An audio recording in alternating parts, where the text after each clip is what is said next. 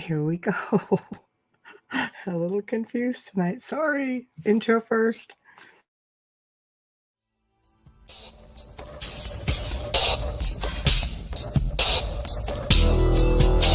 Welcome to the Outer Realm with Michelle DeRoche and Amelia Pisano. Airing live on the United Public Radio Network, 105.3 FM in New Orleans.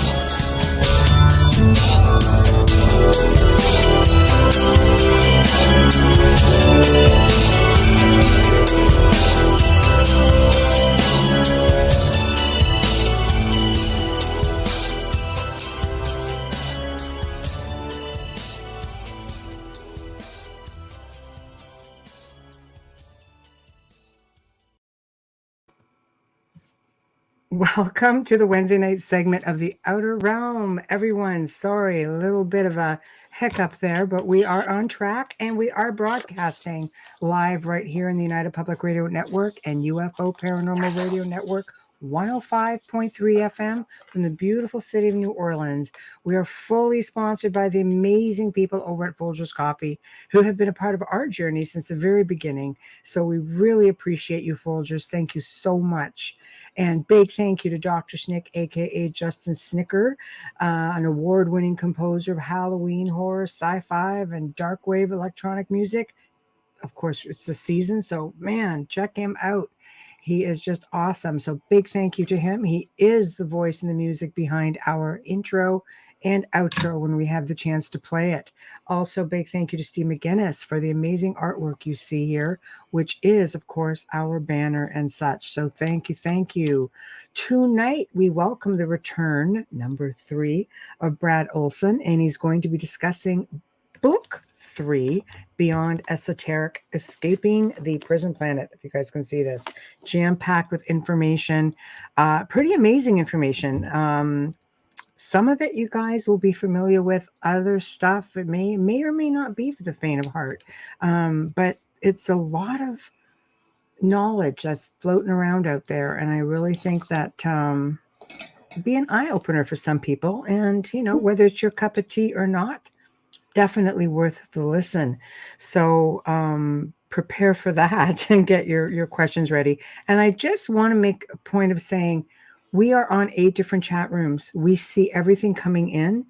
We just have to wait to be able to segue your questions and comments in because we don't want to interrupt the guests. There's just so much information that we have from our guests. We just like to give them as much time to speak as possible. So we're not ignoring you. We are going to get to all of those questions as the time allows us to do so.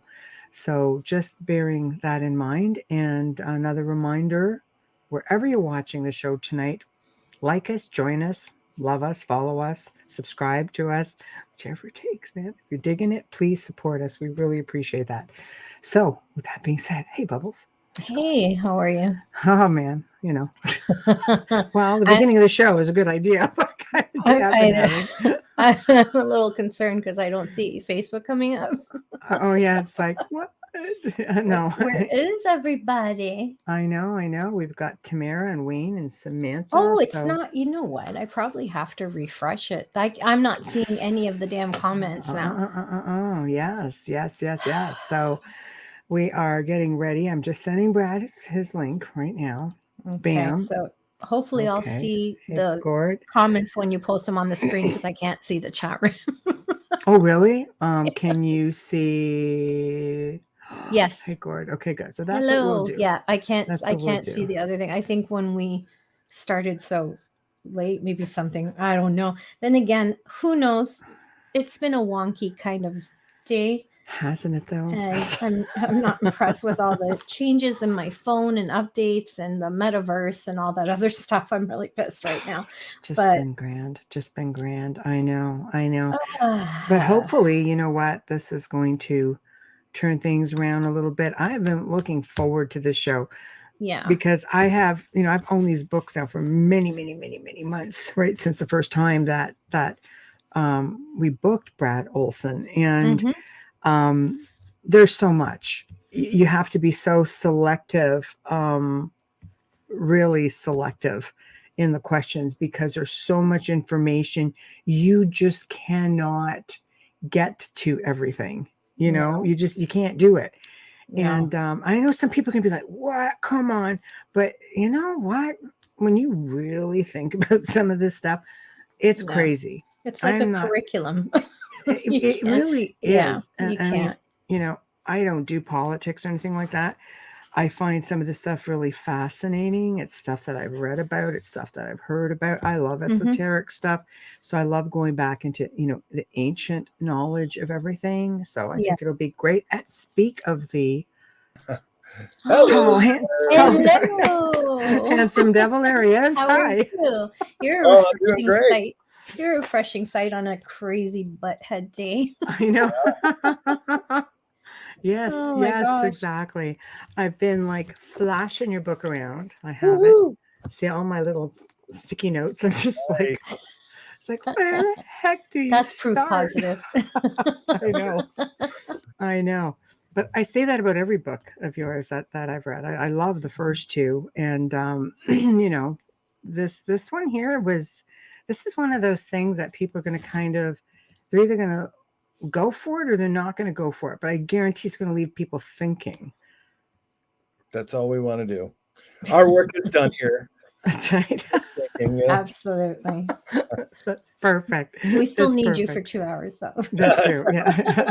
Hey, is there a listen live link? I can quickly try to share it around. I sent it to you. Yeah, I sent it to you. Yeah. A couple came in. Yeah. It'll go to our Outer Realm page. The network gets funky because there's so many hosts and there's so much censorship that we can't guarantee you that channel is going to be there for very long. So it's the Outer Realms. We're going live in a few minutes. Yeah. Oh, we are live. We are live. Hi, everybody. I know. So you do what you got to do. We're just follow along, and you know, just got chatter there. It's okay. No. I know.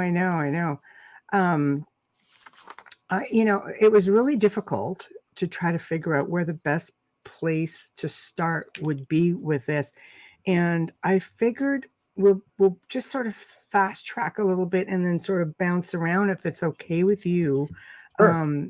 Just to, I mean, I'm a bit of a fiend for ancient knowledge and things of that nature. I'd like to start with extraterrestrials and the ancient part of everything, you know, suppressed human origins, getting into, you know, Anunnaki, everything that everybody's questioning right now, and then bring us into the present a little bit and future.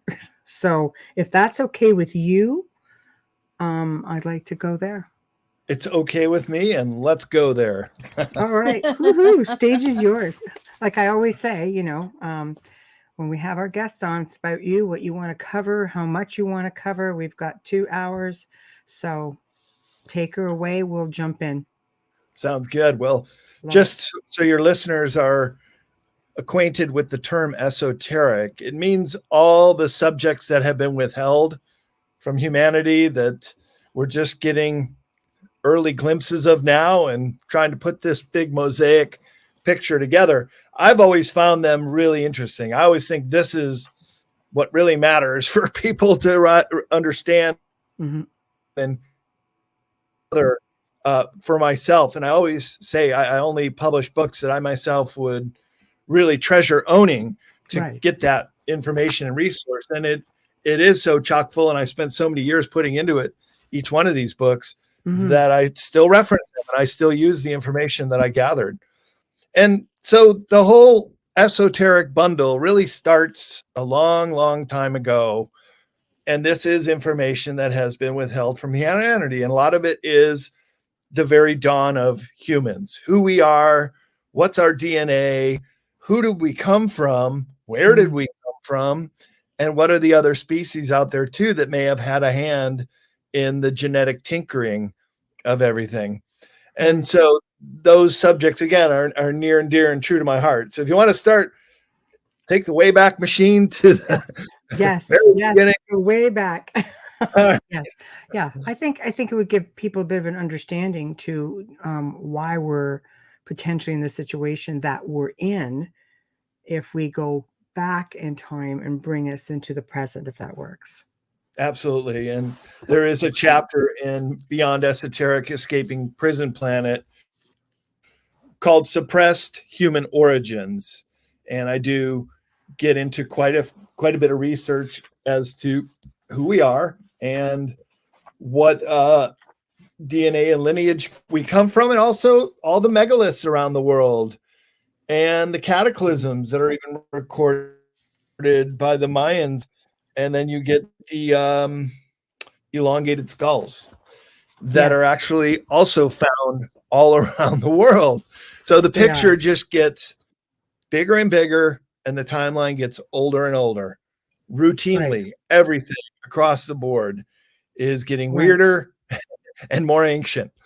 Isn't then finding ruins underwater is also fascinating, such as Yonaguni off the Okinawa chain of islands that has just been discovered in the last decade. Could only have been carved out of this stone during the last ice age minimum, with a very high level of technology.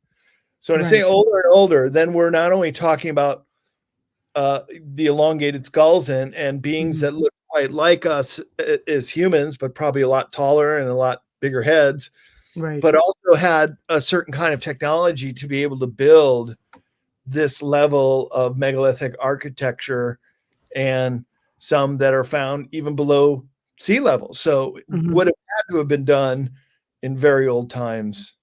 Right. Well, yeah, like millions of years ago in some cases, from what they're saying. I mean, there's mines that have been found that are like 250 million years old, out of place artifacts that leave you scratching your head. You know, we're not the first kick at the can, without a doubt, on this planet. So, okay, so giants, everything, all of this information that has been kept from us, there's definitely more to it than we've ever been led to believe. Aside, I mean, like I could say aside from the obvious, but those who don't really follow this sort of thing, why do you think all of this would have been kept from us? Why is it a big deal? I mean, we're a very young civilization in comparison to many of, you know, different things that are being found right now. Great questions. Yeah, why is this kept from us? In America, it's called Smithsonian Gate, and they would literally collect the giants out of the mounds and dump them in the Atlantic Ocean, out of sight, out of mind. Wow. One of the examples of a dig that was done by college professors in Lake Delavan, Wisconsin, not too far away from where I grew up. And I was out there last summer checking it out, did a quick video on it, where these giants were found. And you have these professors from Beloit College in southern Wisconsin doing the dig methodically, just as science dictates. News started getting out. It was picked up in several newspapers. And then all of a sudden the Smithsonian comes and flashes their badge like the FBI, says, "Oh, we're in charge here. We'll just take over this dig." The scientist says, "Oh, okay. Well, we would very much like to be privy to what you find and future revelations." They took over, they took everything out of there, and then they denied it ever existed. And this is done time and time and time again. And then this time they just did it to the wrong people, because these were professional scholars who made a big stink, and then they were made out to look like they were fools. So why is this covered up? Well, I think some of it, in this country at least, has to do with the manifest destiny, which is the white early settlers to basically spread across this continent and take whatever they wanted.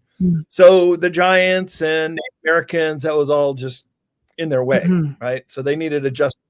And just like the conquistadors of old, who would always plant a cross when they would land on a new territory they claimed for the church, let's not forget the church's narrative and all this. And finding giants around the world doesn't really fit in their Adam and Eve story, and all else they tell us is their creation of how you came about. Right. No, agreed. I think that has a really big part to play in it. So let's talk about the DNA. Let's talk about Anunnaki. Let's talk about then we move into, archon suppression. But the DNA, you say in the book that that many ETs have had their hand in altering humanity. And everybody's waiting for the freaking return of the Anunnaki. That's what's getting me. You need to read this book, people. Okay? Where are they? Are they already here? Right? You're not going to be waiting so maybe they're already here. Okay, now, Bubble, stop it. Yeah, the Wormwood planet coming around in a big, long elliptical orbit that may be the Anunnaki planet that may have a hand in our creation. Mm-hmm. Well, I came from a great conference last weekend in Orlando, Florida, and it was the experiencer and researchers like myself and a lot of people, including Dr. Sala and Elena Dinan, were talking about the return of Enki.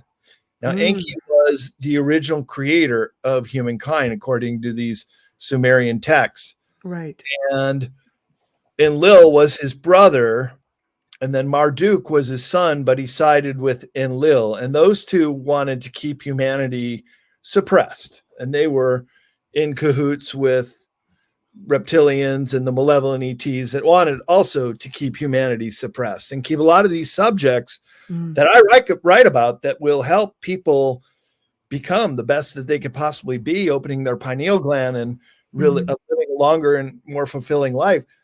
We're like a worker race to them. That's what we were created to originally mine the gold fields of Southern Africa for the Anunnaki. And as the narrative goes, Enki was booted. He was the good guy. And Enlil and Marduk then took over for many centuries. And what they do, and I asked Elena Dinan this specifically, how is it that they are able to live that long? And they are master cloning geneticists, scientists. They have gotten that down to a science, and they will clone themselves and then move their spirit into the next body. That's what I was told is how they do it. And so that is the return of Enki at this point. And what they want to do is clear all the malevolent ETs off of the world from the underground bases, can't fly in and out, planet's under quarantine, and let the humans decide their own fate. And that's a fair way to do it. That's the prime directive way to do it. I would support that too. But the humans, we got to get our act together and stop killing each other, stop destroying the planet, stop irradiating Fukushima and Chernobyl's and all those. We got to clean up our act, right? Because we're still fighting each other. This is like Planet of the Apes down here. We're very primitive. Yeah, you could just imagine very benevolent ETs that haven't known war or strife or fighting in thousands of years are looking at what we're doing to ourselves, and this got to be a terrifying place to them, where life is so cheap you can take out a hit on someone for $1,000. No kidding. But I mean, think about how many malevolent ones probably already live here. There's a big belief that, we've got certain, well, I don't like to say species, certain races, of ETs here, and especially reptilians who seem to have allegedly a hold on a lot of influential people, I guess we could say. So how do you escape, when even when you get into the Gnostic texts, we've got these archons that have a tight grip on us. How do you escape that and be more advanced and not primitive? We live in a pretty primitive state. We seem to have lost our fight or flight thing, everything about us. We're just, how many people here, are we drones? Like, what is it? Well, we've been manipulated for a very long time, and that manipulation goes very deep. And they own and control the media. The mass media has been bought and paid for decades now, if not a century or longer. The globalists knew right away that it's all about the narrative. It's all about perception. Bernays was the father of PR, and he got it down to a science, and this has been going on for decades. But it's based on a lie, and it's based on deception. So anytime you try to fool the people all the time, the cracks will form. and the truth will start to come out. And that's what we're seeing happening all around us. So as we awaken as a human race in this period called the Great Awakening, we're going to start seeing some really ugly stuff. But I think people need to understand it wasn't us who did it. It was this controlling elite. And now this controlling elite has also ties with these malevolent ET forces. Now, it's my understanding, just coming from this last conference, and Michael Sala was also a speaker, and he does Exopolitics TV, very highly respected. Yes, yeah. Alex Collier, a lifetime contactee. Yes. Very last conference. And many others who have had experience with benevolent ETs and giving us some guidance. And they are saying that they're almost finished with the cleanup of all the malevolent ETs. So the big grays, gone. Reptilians, gone. Insectoids, gone. What? Anyone who is malevolent with an agenda is getting booted. And they I thought you were saying they're not here at all. They are not here anymore. So we're getting close to this point where it will be up to the humans to decide our fate on this planet. But in the meantime, the globalists, who are human or sometimes hybrids, you got to wonder what they are, but who are still running the show, well, they're like a boxer who's up against the ring. And we're not down yet. And anytime an animal gets cornered or someone's about to lose, well, they just go nutso crazy and start swinging those roundhouses in any way they can to try to win the fight. So we're not out of it yet. And there will be some big false flag moments. They're going to try to flag on us while they go down. Right. But aren't there different races of grays? Yes, many. Which grays specifically should we be concerned about? All of them? Just the Zeta Reticuli grays? Can we elaborate a little on that? Because I'm only asking that because a lot of people have their contactees, and a lot of who they're being contacted by are grays. Yeah. Well, I if any of them are listening, and I would be interested in hearing their replies. Have you been in contact with them lately? Some of them are chipped, and sometimes those chips will give a reply too. It's sort of a telepathic communicator. It's also a tracking device. Are those malevolent ETs that are in service to self still communicating? And if not, there's probably a reason that they are being shown the door. And they can either go peacefully, although many who don't, or go violently or be extracted. And it's my understanding that many of them aren't even facing a judge, jury, or trial. They're just being expelled and put in on another planet far, far away where they cannot interfere with Earth's trajectory any longer. That's interesting about the comment about the chips, because there are some researchers that believe that chips are more, MILAB, more military. They are that too. Right? That ETs really don't, their technology, they wouldn't need something like that. Do you agree with that? I do indeed. And that is another really important distinction that should be made, that there were many abductees that were taken by our own government. And this is what could really upset people the most, thinking and knowing that humans were doing this to humans, that our own government, that we supposedly supported the representative government paying our taxes and funding all this, was responsible for these horrific crimes against humanity. The government that everybody's dying for. Yeah. This is where you get a lot of the human trafficking element that comes into the abductions as well, and off-planet trade. And a lot of times when they go off-planet, they'll never be back. People can't fathom that. So I guess that comes to my next point or comment, question, contact. Obviously, from what you're saying here, is that our governments who are like, oh, we don't know if extraterrestrials are real. We acknowledge UAPs, UFOs. But realistically, contact was made a long time ago. I mean, let's face it, it's all over ancient texts. The Bible itself speaks of it for those who follow that. To say that there's no contact, it's something that the ancients seem to have accepted, but all of a sudden, since Roswell, it's a non-acceptable thing now, but it's happened. Yeah. Contact has happened. Has happened. Past tense for thousands of years. It's never really ended, it should be said. But the kind of contact that is in service to self, that doesn't care about whether they hurt or kill or maim the victim, that's coming to an end. And part of humanity taking its power back is also realizing the value of life. Not only our own individual lives and other human beings, but really the life on this planet Earth.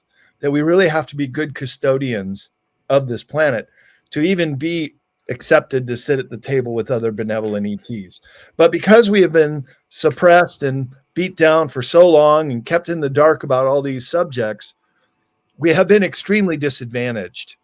And there was a turning point on 9/11/2001 when it was quite clear that this timeline 2 was taking form, that would take planet Earth into the darkest, worst kind of fascist planet you could ever imagine. And that's why I start out the first section of Beyond Esoteric called Neo-Fascism. Okay. So people understand how terribly close we are and still are going down this really terrible, desperate path, kind of akin to the movie Avatar, where we become this giant corporation with high technology, just moving around the universe like a locust, exploring anything we can get our hands on. Right. Or we can ascend to become fifth dimensional beings, right, and have this great light bulb moment with all of humanity. And I would even propose that people off planet who are still humans and uncontacted tribes that still live in the Stone Age, we're all human beings, and we would all have that light bulb flash moment, that monkey effect simultaneously. So we've slipped into another timeline. What do we think? What was the catalyst for that? How do we know that we've switched over? Some people say, oh, they switched CERN on, they put HARP got going, and whoop, there we are. We've moved over. Like, how can it happen that fast? Like, what made this change? How did this happen? Well, there's enough of us who are waking up and aware and can see through the agendas and see through the fear. As I said, the lies can only hold up for so long. But truth is like a pillar that always stays constant in the universe. And you can wrap it up with disinformation and lies. You can put lipstick on a pig, but at the end of the day, all that stuff just falls away. Still and the pillar of truth still stands strong. Right. So I recommend getting behind the pillar of truth, and then you can't go wrong. Right. And then it's a matter of understanding the depths of what has been done to this human race. And yeah, sure, there are periods that it's very enraging, but it's also enlightening to see that humanity has a chance, really the first time in its history, to make this big ascension and shake the yoke of this globalist oppression. But everybody out there knows we are in the thick of it right now. We are in the fight for our lives, the fight for planet Earth right now. It's happening. So let's start with that then. Let's start with Nikola Tesla, who himself was believed to be an extraterrestrial. A lot of people don't know that, right? He was said to be Venusian and brought down here. That's in newly released FBI files, right? If you go to the vault on their website, it's there. And we're being spammed with porn. Thank you for thinking that we were so deserving of this, but we're just going to move that right out of there. Okay. So, yeah. But he had all of this technology, free enterprise, free everything. Everything. My God, the man was just a gift to humanity. And everything seemed to shift from there. So let's start with him. There we go. Right there. Nikola Tesla. Oh, a man out of time, for sure. Yeah. And you get those every century, a couple absolute geniuses who come here to serve humanity. And that's really what it's all about. That's being in service to all. And certainly Nikola Tesla was of that mindset. And Right. All we got to do is backward engineer all the stuff he was working on, and we could have his world system. In fact, I understand they're working on a Wardenclyffe Tower out in Texas. And really? trying to replicate how he did it. Do you know that the tower we saw, I think I do have a picture of it. It's in Future Esoteric. Okay. Wardenclyffe Tower on Long Island. That tower was actually the transmission tower. The way he was pulling out, drawing the free energy was deep down into the planet, because Nikola Tesla discovered that there's a pulsing in the planet. And if you can tap into that rhythm, it becomes a generator and creates free energy. And the tower then was going to be used for transmission. And he was right in saying that we could power planes when they're in midair. All the cars driving, mid-driving, no fill-ups ever, no fossil fuels. So you can imagine how he made a lot of enemies. Oh, yeah. Rockefeller's first billionaire in the world, John D. Rockefeller, Standard Oil, and he would put them all out of business. You would have quite a few less millionaire, billionaire types running around if we had gone with Nikola Tesla's plans. Is what you're saying? A totally different world. That's absolutely right. And yeah, had the Germans between World War I, early World War I, taking the designs for free energy there, right, we could have had a whole new world. But there's no money in free. No, unfortunately. Unfortunately not. But I think people just miss the whole service to others concept. But let's jump around with that a little bit. We can get into America is not much like London, England is not what people think, and how many other countries are like that. They are, in fact, a corporation. We are, in fact, a commodity.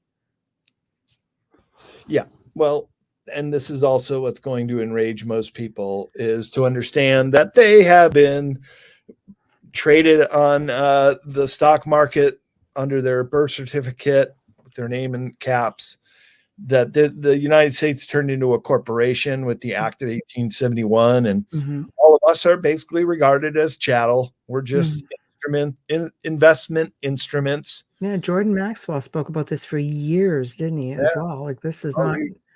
Jordan was one of my mentors. Knew him well. Yes.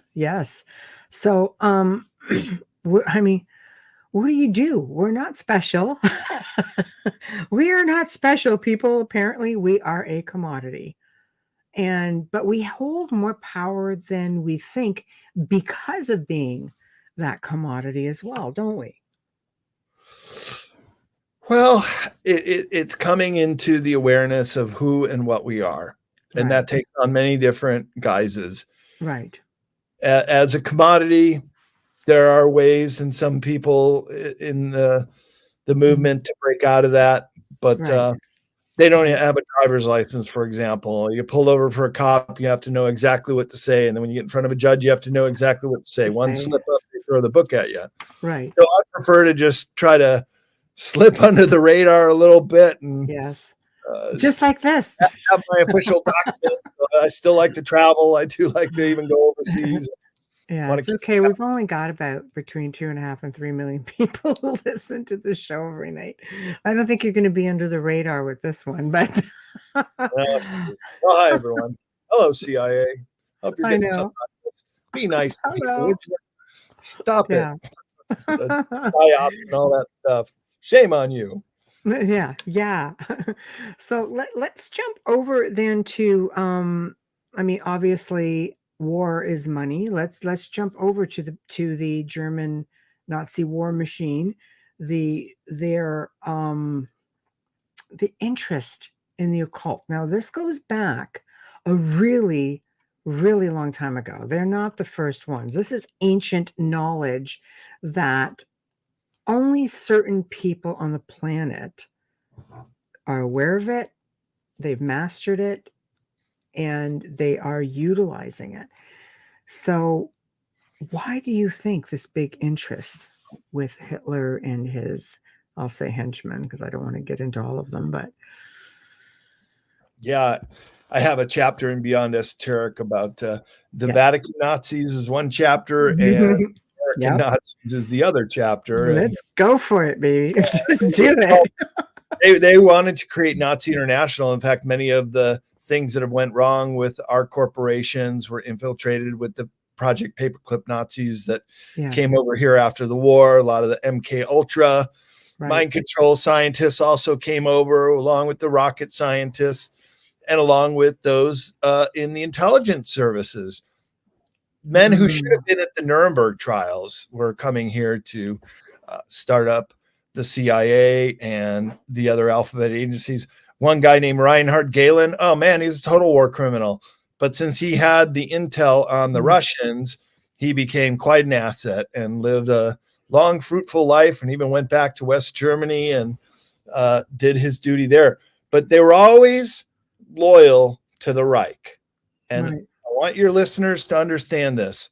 The Third Reich never surrendered after World War II. As a political party, they went underground, and they became an intelligence gathering and financial influencing operation.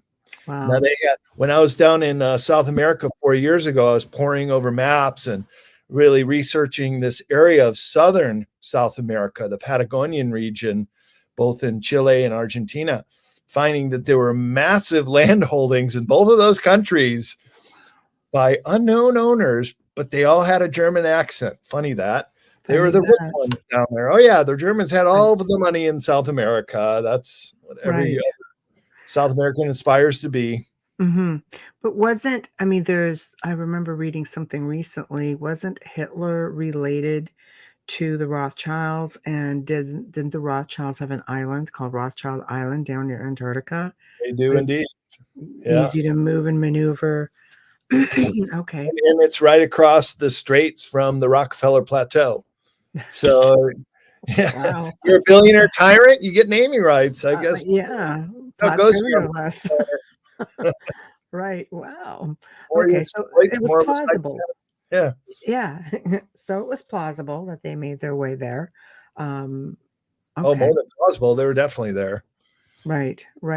I'm going to do a talk, one of my presentations at a conference, might come out next year, called Bird's Antarctica, talking about Admiral Byrd, his discovering inner Earth near the South Pole, but also, interestingly enough, the lead admiral in Operation High Jump that went down to confront the Nazis in New Schwabenland.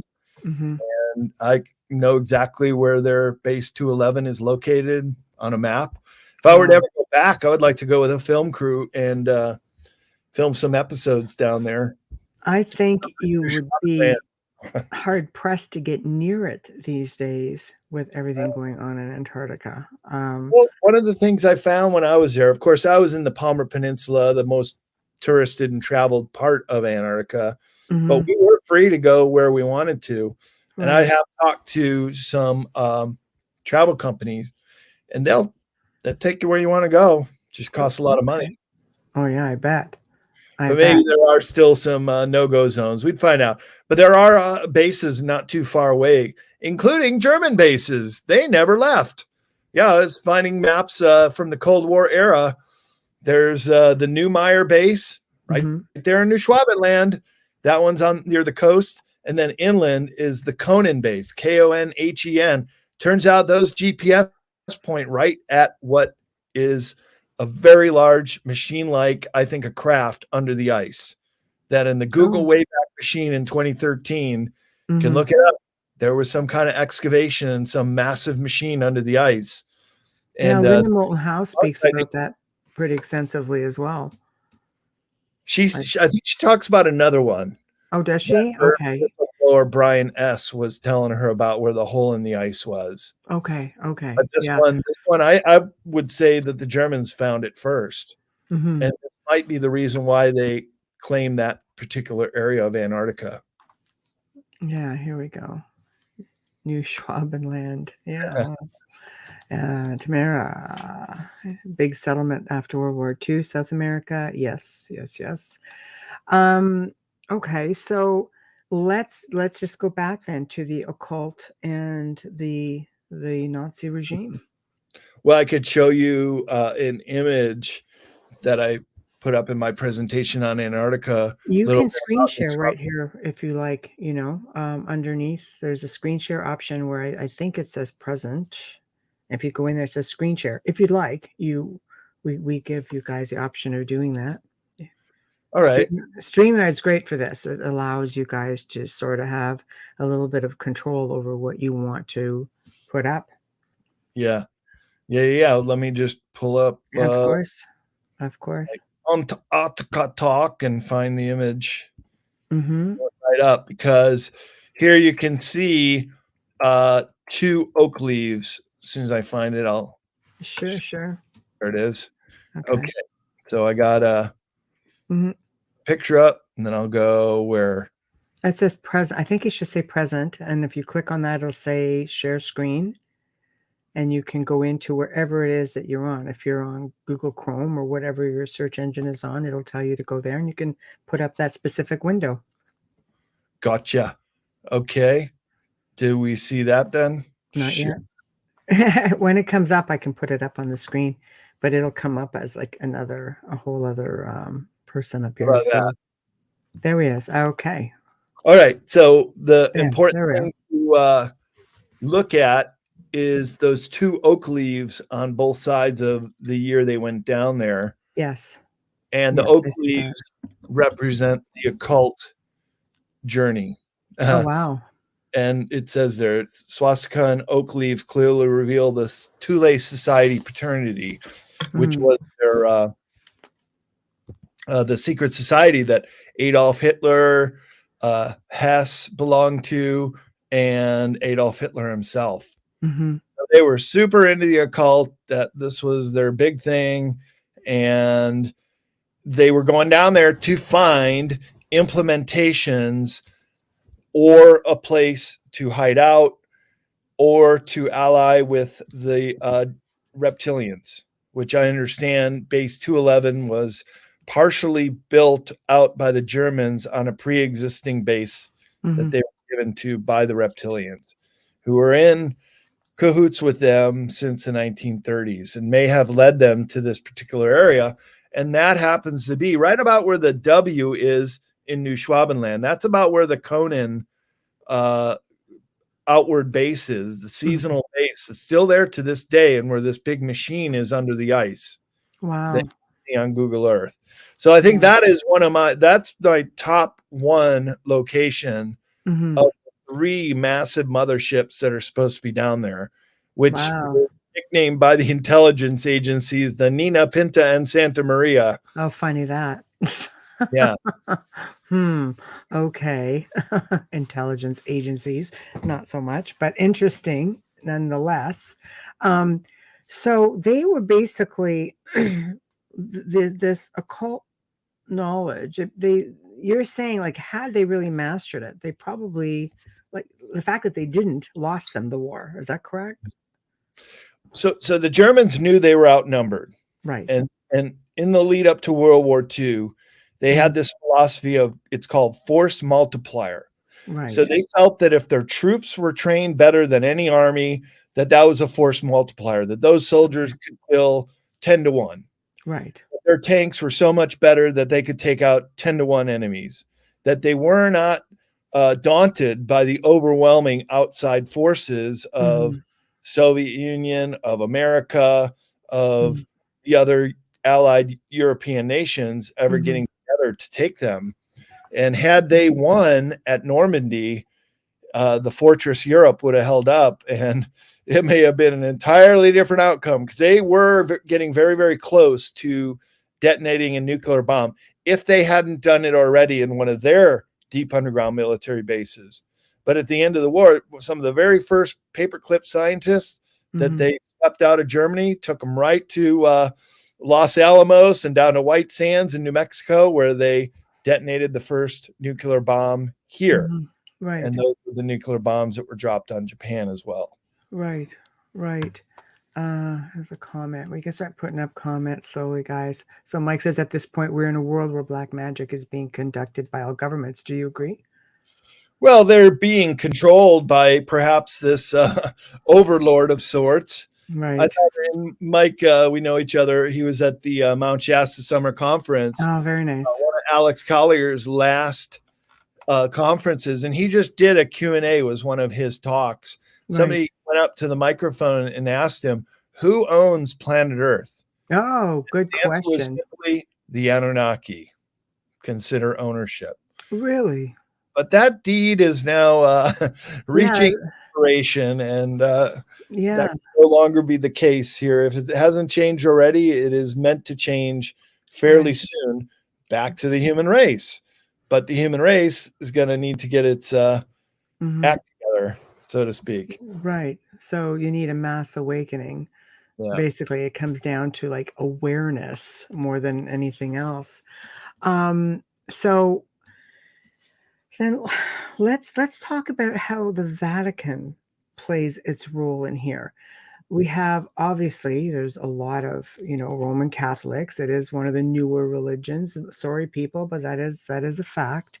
Catholicism, on the grand scheme of things, is, and she's back. Internet made it good. I am so sorry. My screen went black. Oh, it went rainbow and black. I apologize. I'm so sorry for interrupting. Okay. Just as Tamara was saying, where's Bubbles? There she is. She oh my Look at God! That. It's like Hi. magic.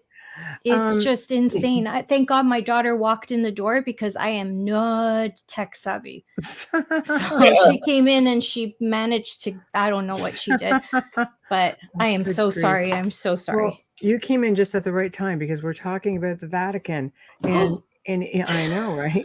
And it's part in all of this. I've always been specifically fascinated with the Jesuits, and I know that there's this big melee in there. So why don't you enlighten us on that? And don't shoot the messenger, people. I do have a chapter in Beyond Esoteric called Vatican Nazis. So, okay. Send Brad the email. His email's right on the screen. They are shaking the Pope of the time, shaking hands with Hitler. And so they were part of the old fascist game plan there 75 years ago in Europe. And when you peel the layers off the onion, it just keeps always leading. All roads lead to Rome. They do. Well, that's where Vatican City is, right in the middle of Rome. Yeah, they've had their fingers in a lot of pies for a long time, and they're part of the Empire of Three Cities. The other two being Washington, D.C., which is in control of the military, the City of London, which is control of finance, and Vatican City in charge of spirituality. Of course, each one is the antithesis of what they really are. Right. And most especially the Vatican City, which is in cahoots with this malevolent ET force. It was the Faustian bargain is the term. When you get into a deal that is just too good to pass up, but you basically sell your soul out. Right. So they've drifted quite a long distance from the original teachings of Jesus Christ, who was an ascended master. He was one of the greats. But how it can be twisted and manipulated into a tool of mass mind control is basically what the Vatican has done so masterfully. So anytime they have a opportunity to allied, there's the Pope in which one? Brazil. Yeah, look at those big reptilian eyes behind him. Oh, geez, yeah, I see that. Kind of an odd thing to put up in front of the Pope. But they Faustian bargain with these malevolent ETs who happen to have an appetite for adolescent humans. And so there was that involved. In my capacity as a book publisher, I published first 5 books in English by Leo Lion-Zagami. Oh, I know. We're quite about a lot of this. Yeah, I know you know, Michelle. I mean, it keeps you up at night when you think about the depths of what they 9 of his books. Name of God, yeah, right. I know it's there's a lot there. I think when you start realizing that the Pope also has someone that he has to answer to, being, from what you say, the Black Pope. But from what you're also saying, there could be a whole Jesuit thing. Connection. Yeah. At the very top of all of this also. Is Well, that there is. correct? That's a good observation. What do we have the Pope right now as a Jesuit, first in history. And the Jesuits, they are structured as an army. They're structured in the hierarchy of a military operation. Right. That should give you a sense of what they're really all about. When the Vatican had a couple popes who were actually siding on the good side, 150 years ago, the Jesuits were banned. They were an outlaw unit, but they've turned that around and worked their way back. So even the Black Pope is the other one in Rome, and he's also a Jesuit too. So they've got it lock, stock, and barrel. But they're all has it about always been like that? They're all about money. What's that? Yeah. Have they always, the Jesuits, these were a pretty esteemed organization at one point, but in ancient times, were they always like this, or did they just fall into this power trip, I guess, like everyone else? Yeah, they did. And well, the Jesuits were the ones who went around the world with the conquistadors and with other voyages of exploration. You look around a city, in the old city, or the most opportune real estate, it's almost always Jesuit. And I think in San Francisco, I used to live in the Richmond neighborhood. Just up the hill on Lone Mountain is the Jesuit University, USF. And they got the best spots. They got the most money, and they've got the most property. And look, priests are not allowed to marry, so they don't pass on their inheritance to anyone. They have been collecting property, wealth, all kinds of artwork. Who knows what's under in the Vatican archives? Nobody's allowed to go down in there. And so if we were ever to release the information from the Vatican Library, I think that would irrevocably change history as we know it. Sure would. Amelia, did you want to get this? Yes, thank you. Kenlin Weiss says The Borgias on Netflix is a huge eye-opener to the dark sides of the Catholic Church. I have a comment for that. That's only scratching the surface. If you go back into the histories online and you start reading, you're going to find that the popes were actually placed in power by organized crime, by the actual mob in Italy. Just saying. And I'm Italian, and I'm speaking from what I learned when I was there. I'm not I'm not trying to, I don't want emails. I'm not, I'm Roman Catholic. I was raised that way. Right. Yeah. I'm just saying that this is a fact. What you're seeing is just scratching the surface. They can't put everything out there, or they'd be, for sure, they'd be sued, you know, and slandered. They'd be in lawsuits forever if they put everything out there.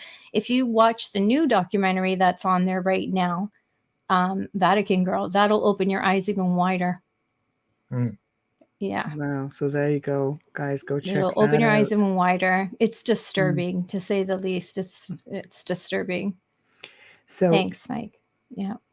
So, the Vatican archives, that's history changing right there. I mean, this is information that they've, compiled over centuries of their existence, right? So what else is under there? Getting to the meat of things. Now, it's not as old as you might think. The Catholic Church is less than 2,000 years old. And, the Jesuits were formed with Ignatius Loyola and I think Xavier, and they were the ones that promoted the idea of the Jesuits getting on the ships during the Age of Exploration and making claims for the church simultaneously with a lot of these merchant vessels, which many of them were just in it for the money. They wanted to bring back a cargo hold of pepper or other valuable commodities or gold if they could steal it from somewhere. Yeah. So it was really an age of piracy, but it was also an age of conquest. Because when you look at the map and you see how tiny little England and even smaller Netherlands and tiny little France, how are these countries able to have the far-flung colonies around the world? You know, the old saying that the sun never sets on the British Empire. They had so many colonies at all the time zone that they had just amassed so much power and influence in a lot of these places. Now, when the schism began with Martin Luther and the Protestant Christian religions broke free from the Vatican, well, that created a lot of wars. That created a lot of strife. And part of the reason America was formed is because these Christian religious groups wanted to get away from this control mechanism in Europe. And even the Protestant faiths were under persecution in countries that broke away. So there was a lot of religious motivation, and the Jesuits with the Catholic countries, like the ones that all have Latin-based languages, Italy, of course, France, Portugal, Spain, the Jesuits were a big part in those voyages of conquest. Yeah, the Order of Jesus, though, it's one of those things that not what it seems, I guess. Right. Now you're starting to get a better idea here. Nothing is as it seems. Gosh sakes. Okay. Everything's inverted. Yeah. I came in at the right time. I know. I'm trying to word things delicately. It's been a bone of contention for me. I think when Da Vinci Code came out, a lot of people who didn't know anything went, holy crap, right? Yeah. When they saw the vaults. And that's just an image given to you from Hollywood. Yeah. Those vaults extend kilometer upon kilometer underneath the city. And the Vatican, you have to question, why do the gates lock at midnight? Why are the Rome police and the Italian police not allowed or permitted to investigate anything there? Those are questions you need to ask. And I really believe this generation is asking. I believe the generation before us, like my mom's, my grandparents, my great-grandparents, just followed the word you didn't know. Yeah. And, they were such devout Catholics, where now we're looking at this going, wait a second. But they did their job then, if you think about it, right? As a religious institution. They did, and they were brought up in fear. Right. Right. And that's exactly it. That's controlling is fear.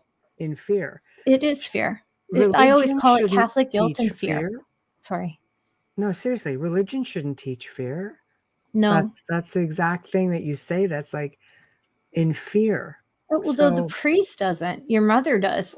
Oh, well. My mother would tell me that if I didn't eat, the Virgin Mary wouldn't love me anymore. Where did she learn that? Being saucy, I think. Fear and control is right. But anyways, let's jump around a little bit further. Let's talk about the Illuminati. Oof. I know. Oof. I know. I'm glad you made it back. We're only been on an hour. Wow. And then that was nice and juicy part. Well, again, the word Illuminati, it should be those that are brought to the light, that illuminate the light. Once again, inverted and controlled by the dark forces. Anything good, they try to invert. They're not creative, so they need creative people that they can hijack those information, those ideas. And this is part of the reason why humans have been suppressed for so long is they're very good at that. They're very good at flipping things around, and they've been part of this underground secret society of the rich and elite for many centuries. Right. And so the Illuminati came to the fore in 1776. A guy named Andrew Weishaupt started them, the Bavarian Illuminati in Germany. And if it wasn't for a messenger who was passing an attaché case on horseback, getting struck by lightning and killed, and the Bavarian police finding this case and reading it and seeing this transfer of information between these Illuminati sects, they might have gone under the radar then. We really never know who they are. Now, I know a lot of people jump on this and say, well, that was 220 years ago. And sure enough, but they are multi-generational.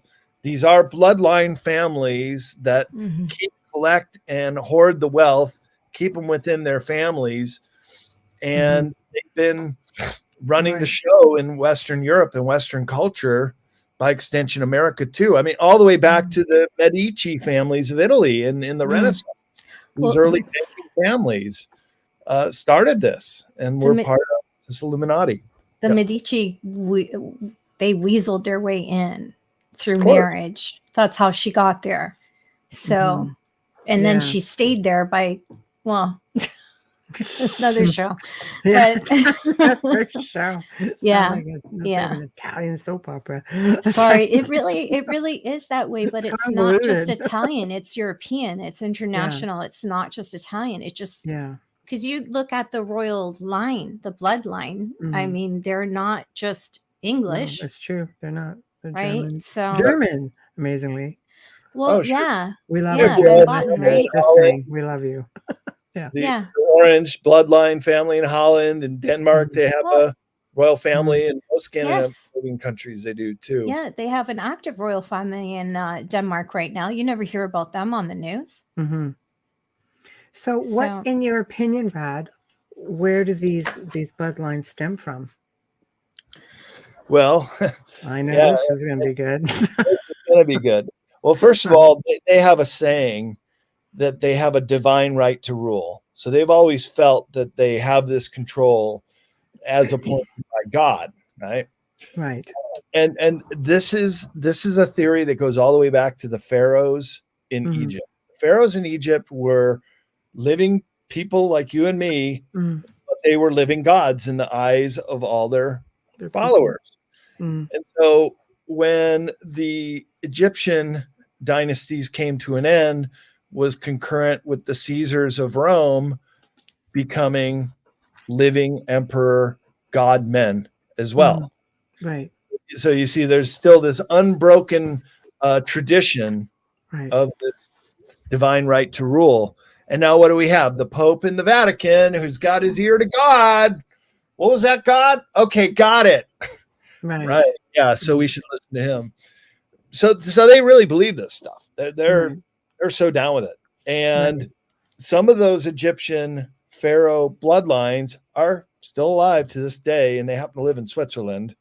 And there's this guy who lived in Switzerland for many years, and he exposed the Octagon Network. That's what they call themselves there, the Octagon Group of globalists. And this is where the Bank of International Settlements is. It's the it's the central bank that runs all the other central banks. So you can see the node of the beast in Switzerland, which is funny because it's such a beautiful country and very expensive to travel, no wonder, but riddled with underground bases too, I understand. So at CERN, which also is partly in Switzerland, this Hadron Collider is also a very deep lake there called Lake Geneva on the French and Swiss border. Right. And there's a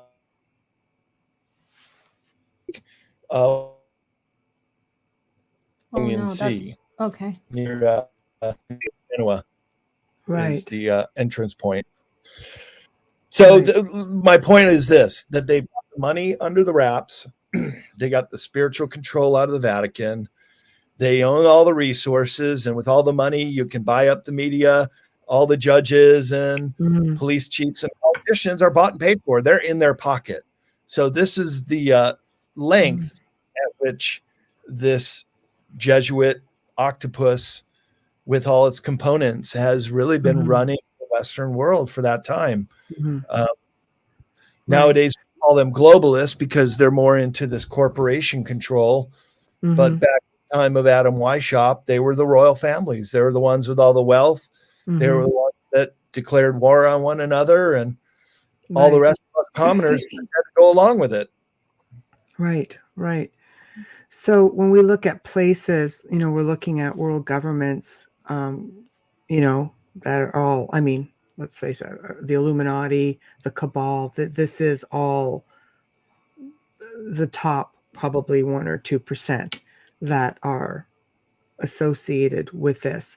And we end up with a lot of different organizations.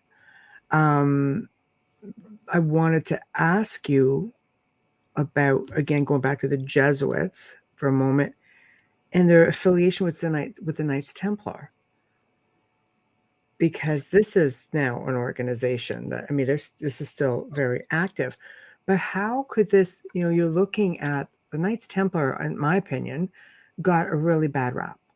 And even the Vatican came out and said, yeah, they were framed. It's, it didn't happen, blah, blah, blah, blah, and all of that. How are they connected now? And because a lot of information is surfacing about the Templars, people really love them. There's discoveries here in North America that are happening, and people are like, wow, this is something really good. Keepers of sacred knowledge, keepers of lost relics. What are they really, from what you're saying? Well, we got to understand the historical context when they came into being. The original Knights Templars were wealthy, noble knights, but took an oath of poverty. They were the poor knights of the temple. That was the original name of Knights Templar. And they were all on a crusade to go to Jerusalem and retake the Holy Land, which they did. And so there's Templar castles all over Israel and Lebanon and Syria, Turkey, and the islands, Cyprus. Oh, yeah. Well, they were all heading towards the Holy Land. That was the goal. And there were several crusades that took place over a century or two in the Middle Ages. And they were also the very first international bankers, because a lot of these knights wanted to take some gold with them, but they knew that it would be a liability to carry it with them. So it was the Knights Templars as the first international banker that developed ciphers. And that is a little device where you know the combination for it. And so the Knights Templar merely only needed to take a cipher that only he knew the combination for, and the Knights Templar bank on the other end who had the other cipher. And when they matched up, the knight gets his gold. Right. So that worked remarkably well. And then they started charging interest. Now, interest to this day is not allowed in Muslim countries. It's called usury, and it is forbidden. Right. And that's one reason why there's two cultures at odds with each other. That's one reason that they really don't like the ways of the West and of the money lenders. And this is the only act of Jesus Christ, act of violence in the Bible, was him upturning the table of the money lenders and the money changers who were operating inside the temple. And he was dead within a week or two after doing that. So you try to mess with these vested interests, and look what happened to Jesus. That's how they'll be. Even that far back, for sure. So it looks like there's still, obviously we're getting into this age now where there's still information that's being kept from us. Recently, in the last probably 6 months, the Georgia Guidestones were, I think we were misinformed about them personally, but they were taken down because people really thought this was like, these were evil messages and this is a new world order thing. What are your thoughts on all of that? Well, they were exactly that. They said the number one commandment, funny how they'll use religious terms for their employment of their agenda, was to keep humanity at 500 million people in relation to the earth. Here's a great Templar image I have in Beyond Esoteric, summoning some kind of character we might have seen. Right. That's a pagan god. There they are. Guys, that's Baphomet was a pagan god. And they don't care if we don't believe them. Right. In fact, they're kind of humored by that we don't, but they very much believe in it. That's what we have to understand, that they believe in it very, very much so. Right. And it could take a very high tech form too, perhaps like some of these rituals summoning demons. Now, let's just put it this way: if we were non-believers and we went to one of these ceremonies, it's kind of nudging out in the back. Look at these fools doing nothing. But then all of a sudden, if something comes out of the veil and starts to materialize right before your very eyes, you might be a believer pretty soon. Right. You might walk out of there part of that sect. Right. So it's a big club and we ain't in it. That's all George Carlin's quote on this whole thing. Right. So I miss him. Yeah. He was a wise man. He was ahead of his time. Truth. Yeah. So then, again, we'll back up again. So New World Order, this is a thing. This is where we need to, this is the agenda, I guess. This is real. Right. Okay. Right. And so, yeah, in the Georgia Guidestone, there was a guy seen coming and going, and he drove off real quick. I think he just had really good explosive device to take out that one Guidestone that had that commandment about population. Yeah. Right. Well, that's the thing about the occult and the Illuminati, that they do have to pre-announce their plans. And that has to do with Earth being a free will planet. That they will announce what they're up to and even state it written in stone. Right. It's right there for all to see. Now, if you use that information or you don't, that in their opinion is whether or not you deserve to know. My question is, though, is this not just as bad as, you know, around the world, people just defacing monuments, trying to make the history go away?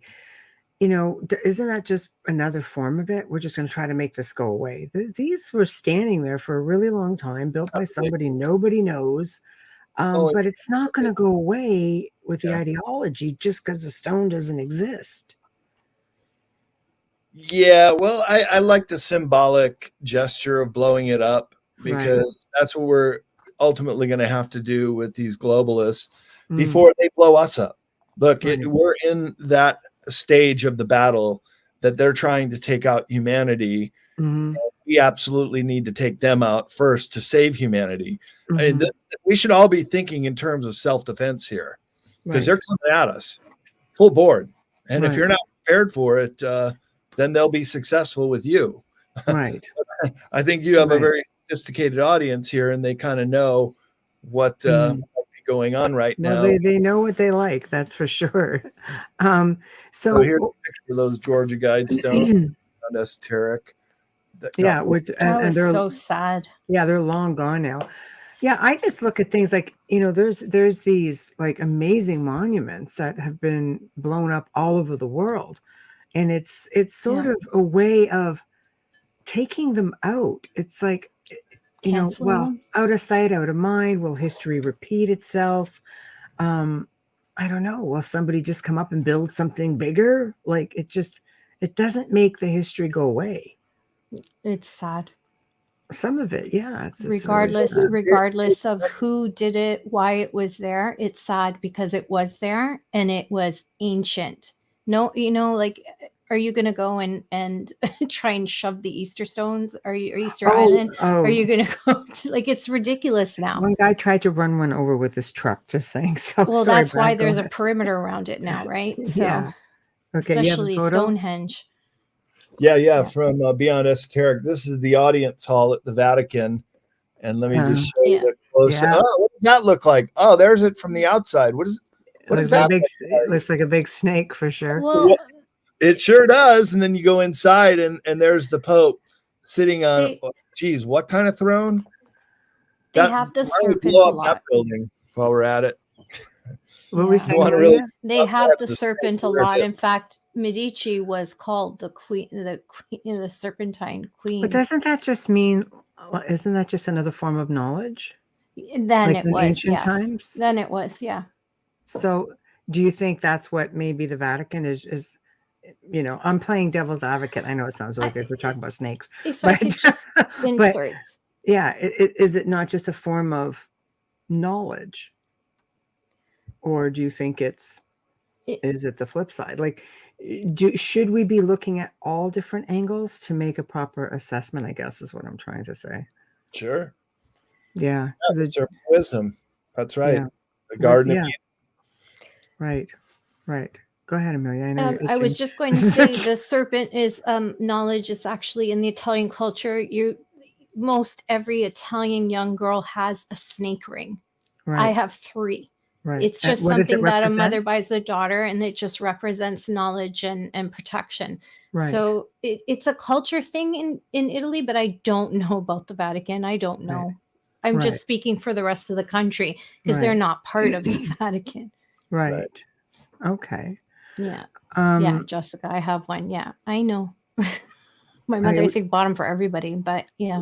Let's just do a real quick sponsor and station ID so then we can move I can forward. actually get there. Because there's so much in here that I'm just like, I'm bouncing around a lot and I apologize, but it's hard in 2 hours to get as much as I want to see get out. I lost 30 minutes. That's all I'm going to say. I feel like I lost my life. No, it's not your fault.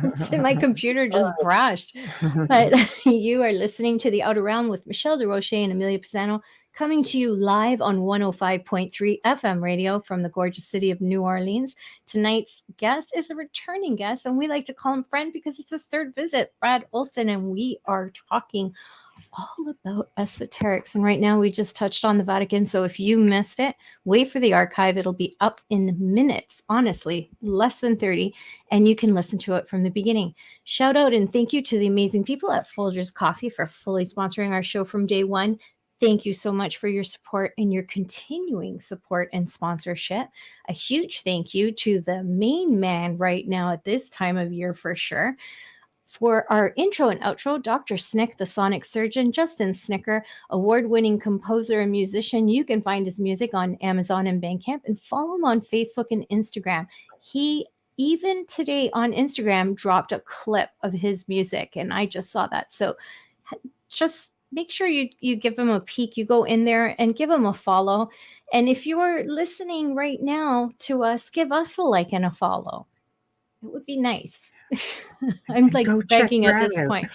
Yes, and check Brad out. Right yes, here. That's right. And stream or listen to our archives on the platform you normally use if you've missed any of our other episodes. And if you've missed Brad's other 2 appearances, you can find him in our archives. And if you go to our Facebook page, the Outer Realm Facebook page, all of them are posted there, and you can find them and listen to the other 2 segments. There we go. Yes, we have them all, but we do stream. All archives will be on over 200 different sites around the world. Yes. So pick one, you'll find them. Anyone that you use, just all you have to do is search United Public Radio and then the Outer Realm. There we go. Check it all out. Okay. So we're kind of fast forwarding again a little bit since we've down to about a half an hour. Shadow governments, time travel, underground bases. Where do we want to go with all this? It's crazy. Oh, stuff. Wow. Can you come back? Like on this. I have a list. Yeah, like even just on this, we're going to need a whole show, Brad. I know. This is a big deal right now. This is a big deal. Shadow governments is very prevalent even in mainstream media right now. It's being spoken of everywhere. Here's a question for you. Oh, Dolly. Hello, Dolly. Yeah, that's a great question. And we can address that if you'd like. Okay, I'm just going to read it out for people who are not watching. If you're just listening in your station, so we have a lot of audio listeners. We do in our archives. They're mostly audio. Jolly Saffron, hello, Dolly, says, Mr. Olsen, are you aware that the Earth is entering a phase of changes as a result of our sun's 12,000-year cycle that the 1% know about and are planning on surviving with most of the Earth's without. She corrected that. Most of the Earth's inhabitants. So I'll put it back up for you to see Brad to answer. Dolly's a big deal in this field. Well, hi, Dolly. And yes, I am aware of that. And yes, they are preparing in a big way to survive catastrophe on the surface of the planet. It's part of the reason they've gone to such lengths preparing their deep underground military bases, supplied with food for decades. Oh, by the way, only the purest organic foods, none of the preservatives that they're feeding the people on the surface. Oh, not because we're expendable to them, very much so. And to manage. Oh, there. Okay. There we go. Yeah, sorry, you froze. We're waiting. No. Okay. So this is on top of everything else. This sounds like it's a big one. So and they do believe that there's going to be this sun flare, or coming from the center of the universe now are other energies that are also transforming human beings. So we're really walking on this razor's edge, whether we're going to go down this timeline 1 or timeline 2. Timeline 1 is the humans entering the Great Awakening. Once we shake the yoke of oppression and can evolve freely and very quickly, as we should, or we get knocked into this ultra fascist planet, which will be the worst prison planet you could ever imagine, where we're all enslaved and chipped and all sorts of nasty things controlled our bodies through this emerging field of transhumanism, that this is their stated goal, to control humans in this technological way. So we still have sovereignty over our bodies. We can still say no to their injectables and their chips under the skin, and still hopefully avoid living in that system where that is mandatory. Okay. Well, what about while we're on, like we have control over the physical? I like that. But what about all this stuff on soul catching? And, you know, let's face it, they're cloning now. They've been knowing how to do this for ages. There are a lot. We've had people come on the show talking about it. So your essence may not really be safe if, you know, according to what you're talking about, soul catching. And I've heard this before, and it's kind of frightening. Can you explain what that is, and how do you avoid it? Frozen? Well, how do we avoid transhumanism? Becoming Domo arigato, Mr. Roboto, the human race? Well, we just say, K-N-O-W. You have to know that your sovereignty depends on you not being biochipped up and controllable in that way. And so I like the saying that we need to preserve the organic humans. The purebloods need to stay that way in order to have human 1.0 continue. Because let's face it, we've already crossed the Rubicon here. And 2.0 is already starting to take development before our very eyes. So what about soul catching? How do you avoid that? Because our conditioning teaches us to go to the light. And yet there's you know, other people of like, you know, who have esoteric knowledge who are saying, no, don't fear the darkness. That's where you should go to avoid this trap. Is this such a thing? Definitely a thing. That's why the subtitle of my book is Escaping Prison Planet. Okay. And here's the escape. Okay. First of all, it is all dependent on what you do in this lifetime. Okay. So there is a very much real thing called karma.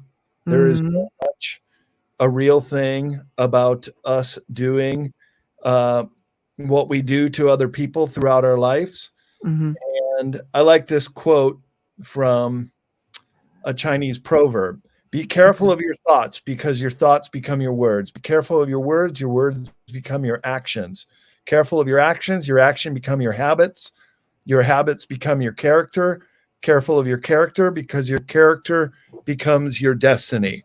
So it's really, are you in service to self, and do art thou will, like Crowley says, and just consume and be promiscuous and take advantage of people and be a psychopath? Or are you in service to others and you really do want to help the human race? Let me tell you, this matters tremendously, because when you die, you will be judged, not by St. Peter at the pearly gates, but by yourself. And you're going to watch your life in review, and you're going to see the amount of good energy you've put into situations and people, places and things, or the amount of bad energy. And if the abundance goes over the top, then you're going to have to come back. And if you've been really bad, and if you've murdered people, or if you've even committed suicide, you're going to come back in very unfavorable circumstances. Why? Because you need to learn the lesson on the value of life. And the value of life, including your own.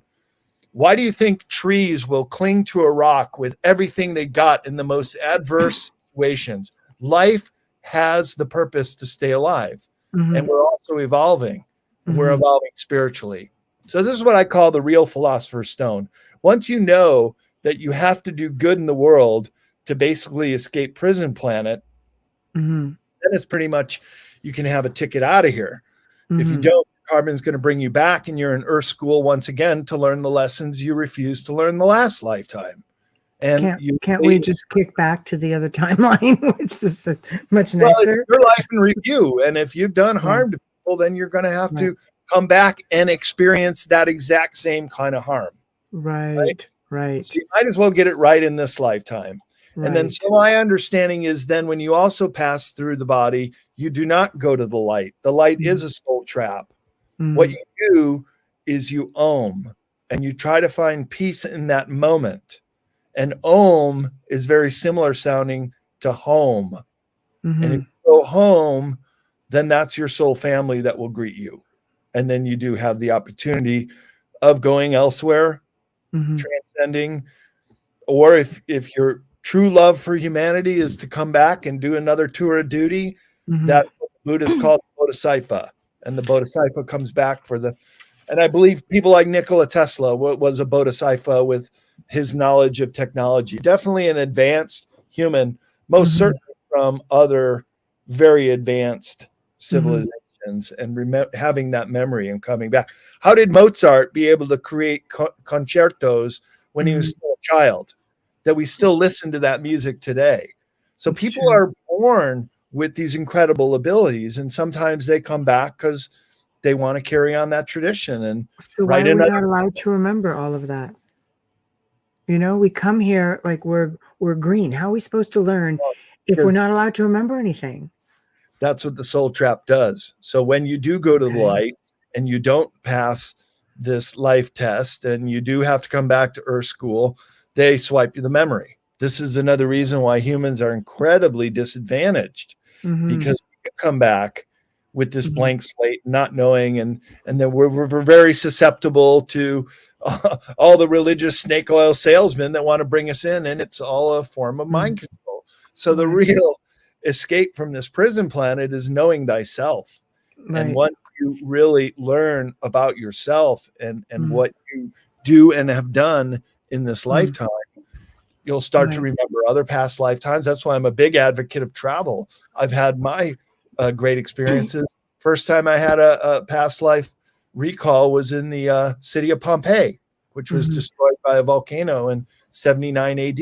And when I got there, I knew my way around. It seemed all so familiar, and only a portion of the city has been uncovered. And I felt like I knew the streets and the way to the Colosseum and the Forum and the shops and stuff.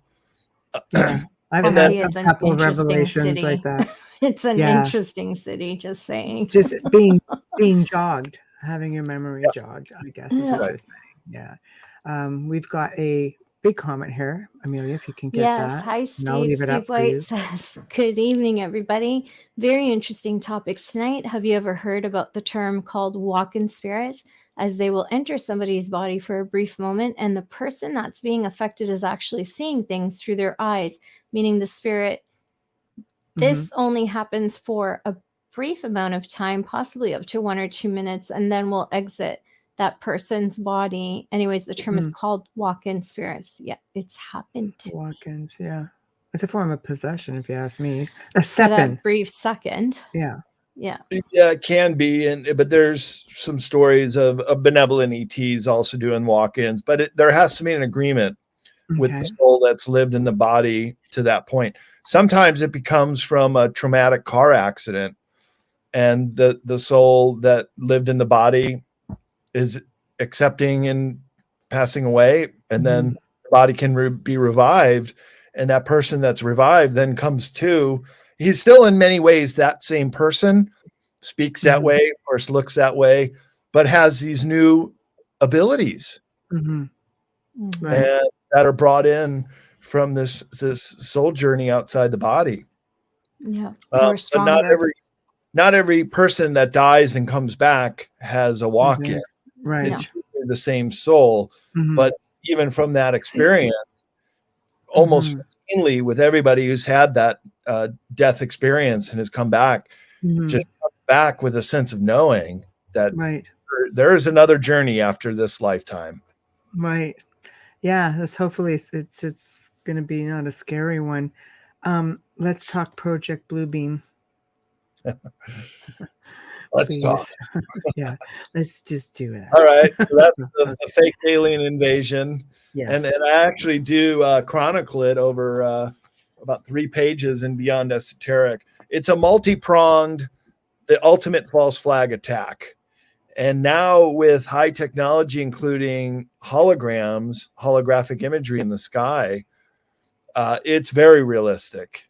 And we and the globalists know how gullible most of the people are, especially if the first phase of Blue Beam is to show the different Messiah figures or religious leaders that influence the people of the certain regions of the world. So, for example, Muhammad come back. I know that's blasphemous to say there's even an image of him, but we're coming and projecting into people's skulls. The voice to skull technology is a very real thing. Speaking to them in Arabic, in a language they understood, and they're looking up and seeing him. They're going to believe it, right? Because we're gullible like that. And just like if we were hearing Jesus in Western countries or Buddha in Southeast Asia and Krishna in India, they would believe it. Absolutely, they believe it. But we got to know now, and we're saying this ahead of time, it's all a hoax. Same thing with the alien invasion. Aliens would never be able to invade this planet. Look, if they wanted to do that, they could have done it 100 years prior and no high-tech weapons to stand up to them.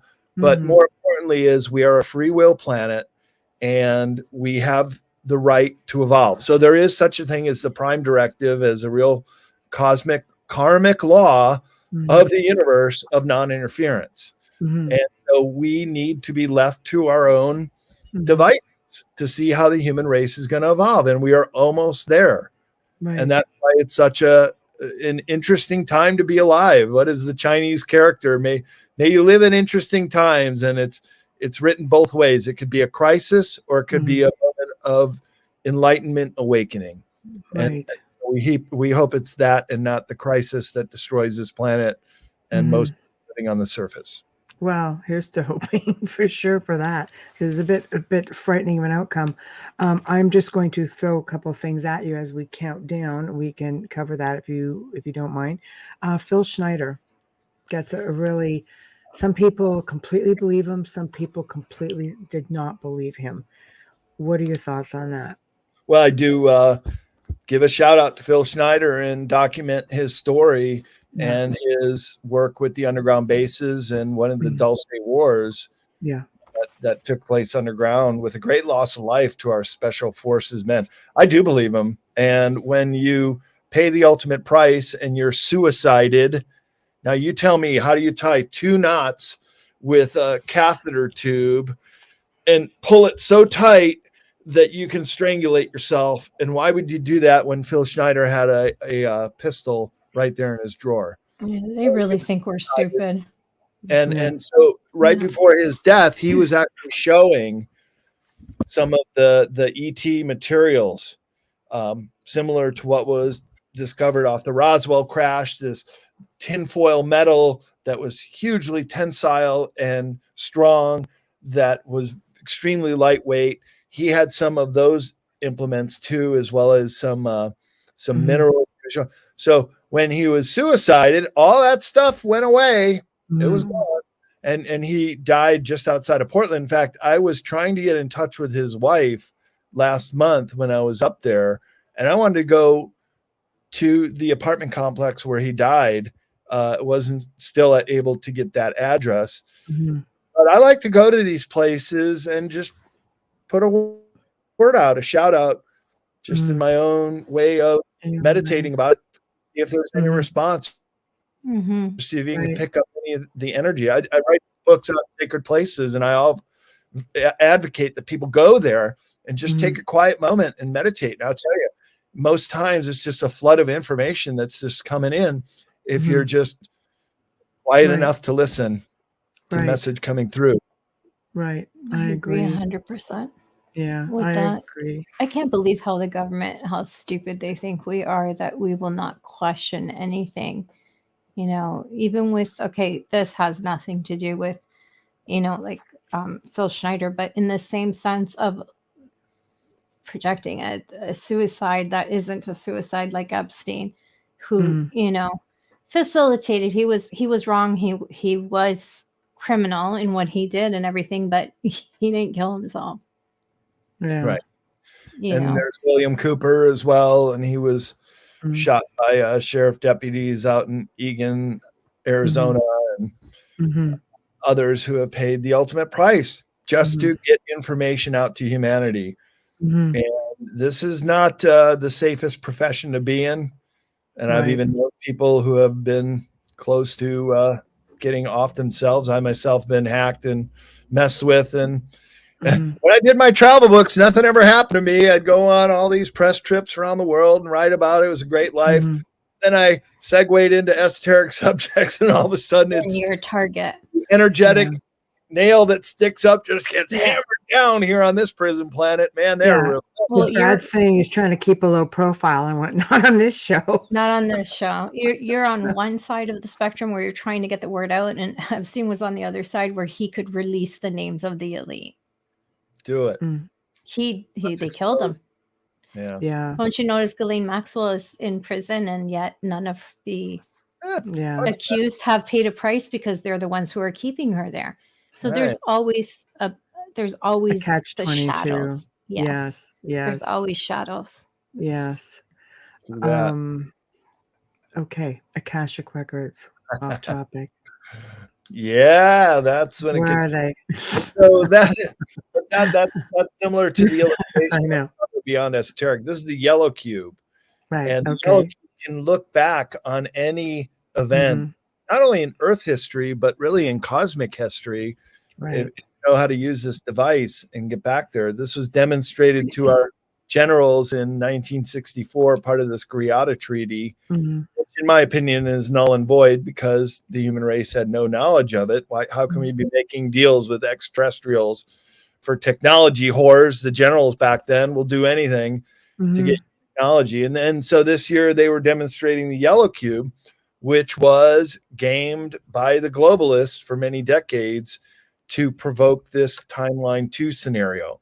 Well, now there is an alliance that has the yellow cube and the white hats side of things, and they're actually able to use it to call out and prevent false flags from happening. So it's a two-way war now going on. But so you asked about the Akashic records. Yeah. They are a real hall of records. There's 3 repositories on the planet Earth. 2 are underground. 1 is under the ocean, where the Bermuda Triangle is, as my understanding goes. And the other one is under the right paw of the Sphinx on the Giza Plateau. And the third is at a Mayan temple complex deep in the Mexican jungle called Piedra Negras. I cover it in my book, Sacred Places Around the World. Right. And he tapped into some of this too, and saying that Atlantis would be found in 1968, and that was the year they discovered the Bimini roads, megalithic underwater ruins there, and then other signs of Atlantis and high civilizations have been found in and around the Caribbean Sea. Right. It's fascinating stuff, to say the least. I think there's a lot more that's going to start surfacing. How about the Black Knight satellite? Yeah, been up there, age-old original satellite, the first man in space, Yuri Gagarin. I'm not saying that right. He saw it, the Sputnik first satellite, spotted it. Our astronauts know it. Interesting thing about the Black Knight satellite is it has a pole-to-pole rotation around the world. Most of our satellites that go up stay at a certain latitude around the world that way. But if you think about it, if you have a satellite going pole to pole, at some given time, you will have a spotting on every single part of this planet. So it's used for ET control, has been. It's been up there since we've been looking into space. Tesla said he tapped into it. He was getting information from that. Oh, wow. He didn't know it was. Oh, every time it's something really juicy, he freezes. I know, you're freezing. Come back. Come back. Seriously, it's juicy. Oh, guys, There we are. It should have froze restarted again. the computer before. Yeah. Let's get you back, and then we might have to start you back at that beginning of that sentence. You're getting juicy and you freeze. I know. It's like, what? Wait. Oh, sorry, guys. What? Can you say that? Can you repeat that if that's okay, if you don't mind? So Tesla was tapping into the Black Knight satellite and getting connection or getting some communication from it. And I don't know if he knew exactly it was coming from that or another ET source, but this is a presumption that it was coming from the Black Knight satellite. It's been up there for a long time. Light? There's pictures satellite? too. Black Knight satellite. Black Knight. I need this book. Okay. Yeah. I know. Yeah, there we go. I need this book. I'm going to order it right now. Well, as soon as we end. I don't want to be rude and go online now, but yeah, I need this. I want to learn. Like I'm you don't always have to agree with everything, but it's good to keep open mind and listen to everybody's, perspectives and what they've learned and the what their whole education, their knowledge. It's so important to always be aware and pay attention. Mm-hmm. It's important. And this is part of it, is getting all of this out, and getting the word out, right? I'm going to ask you something that's not in the book, but I do like to follow Michael Salla. I think he's brilliant. All of these arcs that he's talking about, are they there? Are they surfacing? What's the purpose? Cedar arcs, I guess, is what he calls them. Yeah, he did a presentation on Friday morning at the Spiritual Informers Conference, and I was on a couple hours later. It was a tough act to follow, and identify about a half a dozen arcs around the world. Interestingly enough, one of them's at the bottom of the Atlantic, not far away from the Bermuda Triangle. That might be part of the reason why that area is so entangled with phenomenon. Another one is in Antarctica in Lake Vostok region, and it is heating up. And it was in the spring in Antarctica or the spring up here, it was the fall last year that this heat wave swept over Antarctica, especially in the Vostok region, where the temperature was over 70 degrees above normal. Unheard of. There's massive melting going on as a result, and that may be the exposure of the Antarctica arc, which would irrevocably change the narrative once again. So they're basically these massive craft. These particular ones that he was speaking of are all operational. They're basically a city with gardens and parks and everything that's self-sustaining that you would need to live in a so-called ark, like Noah's Ark, and that they're here and they're starting to activate and wake up, and there may be giants in stasis that are in long-term sleeping that are also waking up. So now is the period where a lot of different agendas and timelines and hybrid species that are dependent on our DNA, it's all coming to a convergence right now. And so these arcs could be a real game changer if indeed they do make an appearance, and it's undeniable what they are. So are we looking at maybe different races of extraterrestrial beings that are going to be fighting for humanity and our DNA and everything else? Is this what we have to prepare ourselves for, in your opinion? Aren't we doing it already? Yes. Didn't that already come about with this thing? We're in the thick of it. I guess that's already pretty much beginning.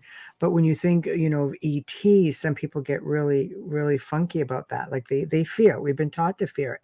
But what a lot of people don't realize is we do have a space program. Different countries are a part of this secret space program. I know Donald Trump had funded a space program, or he allowed for funding of that. So, but this is something, from what you're saying, already exists. Right. Well, it's not so secret anymore when we have our own Space Force, sixth arm of our military armada. And this one actually supersedes above the Air Force. So Wow. My understanding, they're winding down the chemtrail operations. I've noticed since June, far less chemis in the sky, although they're still up there and they're still moving them around with HARP. And they certainly engineered this last hurricane in Florida. In fact, there were a lot of people at the conference that were talking about it and had firsthand experience of how it stalled right over Fort Myers down in southern Florida. And it was heading straight up towards Orlando 3 days before it was going to hit. And it made this sharp turn because Orlando never gets hit by hurricanes. They have a HARP machine in a deep underground military there. And that was part of their deal with DARPA and doing their, and they propagandize. So they're part of the agenda of the deep state and always have been. And unfortunately, there's a dark side to Disney too, with children going missing out of the park. And Disney. they did a cruise line that stopped at Epstein Island just 10 years ago. Yeah, you could go visit old Jeffrey. It's like Disney. He's dead. Wow. Well, we're winding down. So tell us what you've got coming up and promote yourself, and let's get all of that out there for everyone to hear. Yeah, I've had a really busy speaker schedule all year, doing my final talk of 2022 this weekend in Santa Rosa, California at the Oakmont Symposium. They want me to do my Sacred Places North America talk, and I'm happy to do it, which includes the Phoenicians coming here and the Vikings and a lot of interesting history that people might not know about. I think it's only $3 at the door. You can find directions or a link off of bradolsen.com. And then in February, I start up at the Conscious Life Expo and the Sedona retreat for the equinox, and another one in Shasta in March, and then a cruise in April to Mexico. And you can find all those and Contacting the Desert in May. And then I think the cycle begins again. The cycle begins again. Yeah. And I'm, as a publisher, I'm working on Laura Eisenhower's first book. And also Michael Jaco's second book. They're authors at CCC Publishing. And I just bought a ranch out in Nevada, so I'm heading out there next after my congratulations. Looking for UFO company, I see. Mailbox, making it official. U.S. Postal Service will service my property now. There we go. I love that. Bravo. Beautiful area. Active area. Yeah, and close to Tahoe for skiing. So right. And getting out of California. That's a beautiful lake. Oh my God. Yeah, get out and be left alone, except for what comes from the stars, I suppose, right? Great. Which you're ready for. I know. But thank you again for joining us. I'm so glad that we were able to cover this book because, when we first started the series, I love all the books, but this was that one book that I'm like, come on, we've got to hurry up and get to this book. It's fantastic. I highly recommend it. Again, that was loud. After Amelia gets her copy and read some of it, maybe we can come on and do it again, because we really online right after this. Here. Get a copy of Beyond Esoteric, and we'll do this. We'll do this again, because there's so much good stuff in there, and a lot more. Thank you for writing it. There's great stuff. Service to all, and I throw a great big street fair event here in San Francisco. We just did 2 weekends ago, and I'm working my butt off, but that's in service to all, and just happy to bring people together and turn people on to new information they may not have heard of. And as you know, in the book, I have a lot of references and links, so people want to do further information on the information I present, then I encourage them to do so and give them the way. Absolutely. I would definitely love to do a part 2 on this, and I would definitely love to do a show on your sacred places as well. Yeah, we can do that as well. And all my books, by the way, are available on cccpublishing.com. It's our publishing website, and they come out of my address here in California, so I can sign copies for people that way. That's the only thing I can sign copy to. You all sold out when I went for it. I had to go to the competition. Shall you find them here? Of course I will. Yeah, we always try to go straight to the author. Always. To support the author always. So, Thanks, but always. So Mike, thank you. I love Aw, your thank profile Hey, picture. Mike, stick with us the whole time. I know. And Melissa, thank you for Hey, tuning in. Thanks to Melissa. everybody for tuning in. There we Yes. go. Another more Bored. words of praise. But there we go. There we Thank go. you. Thank you. Thank you.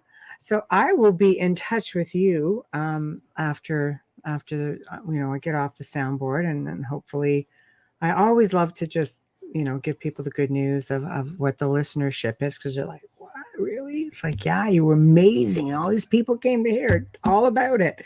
So I will be in touch with you, and again, I thank you so much, and I hope you have a fantastic evening, because I know you're at least 3 hours behind us. Lucky you.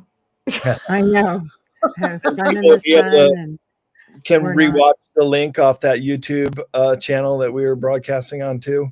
Yes, I will get you everything. Okay. Yeah. And I will Brad, also send you the audio link that are you we sorry? promote. Can I just ask a quick question before we go? Are you on TikTok at all? I haven't done that one yet. I'm in the Okay. transition of moving, and I haven't set up my next studio. And once I get the ranch going, I'll have all that. And I think you'll do really well there, Brad. Yeah. Thanks. I'm serious. There's a good community there for you. Yeah. Right on. Thanks, Samantha. Thank All you, right. Tamara. Well, I have to now sign off. We're that time already at the top of the hour. Thank you. So thank Brad. you very much, Brad. And I will be in touch very soon. Oh, you guys are very welcome. Thanks for having me on again. And thank you. Looking forward to the next time together.